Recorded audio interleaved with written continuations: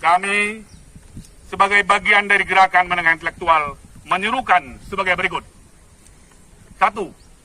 Mengharapkan pemerintah menangkap suara kebatinan bangsa Indonesia yang menginginkan bersikap netral dan menjaga peranata hukum dan pemerintahan hingga jajaran terendah agar tidak terjebak pada sikap partisan dan pemilu 2024 ini. 2.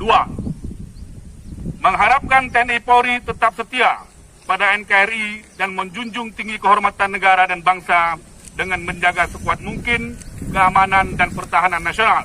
Hal ini sesuai dengan sumpah jabatan pegawai polisi dan sumpah prajurit Sabta Marga sebagai patriot dan pembela ideologi bangsa.